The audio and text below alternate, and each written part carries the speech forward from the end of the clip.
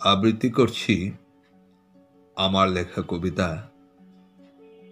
তোকে নিয়ে কবিতা লিখব বলে আজ 5 দিন ধরে ভাবছি তোকে নিয়ে একটা কবিতা লিখব, কিন্তু কি হবে শিরোনাম তার, কোথা হতে হবে শুরু আর কোথায় এর শেষ। এসব ভাবতে ভাবতেই কবিতা হয় না আর।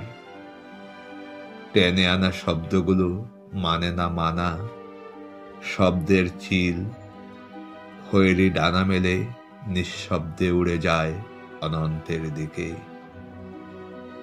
কবিতা আর হয় না লেখা, পাঁজরের ভেতর থেকে উষ্ণ দীর্ঘশ্বাস অকুল পাথার পার হয়ে মিশে যায় নীলিমায়।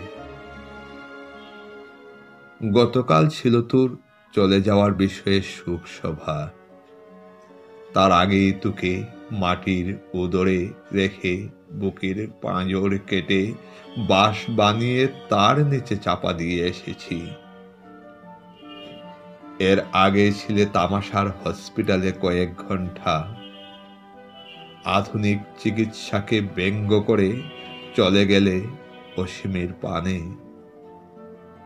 এর আগে ছিলে তুই আপামর জনমানুষের নয়নের ধন, বাবা মার আদুরে সন্তান আর আমার সস্নেহ ক্ষোভের পাত্র। কবিতা আর লেখা হচ্ছে না, আকাশ সমান তোর স্বপ্নের মাঝে হারিয়ে গেছে কবিতা আমার। এখানে তোর জীবন ইতিহাস লিখে কি করব, সে তো বুকের খাতায় কবেই রেখেছি লিখে। সেই ঢাকা শহর, মেস, ভার্সিটির হল, পিজি হাসপাতাল, তোর ওয়াসিক মৃত্তিকা, আরো কত কিছু আমার বক্ষ বিদীর্ণ করছে, তা তুই বুঝবে না। তোর সাহসী স্বপ্ন নিয়ে একটি পাখি বেহেশতের দিকে উড়ে যাওয়ার দৃশ্য দেখতে দেখতে কলম আমার কখন যে থেমে গেছে খেয়ালই করিনি।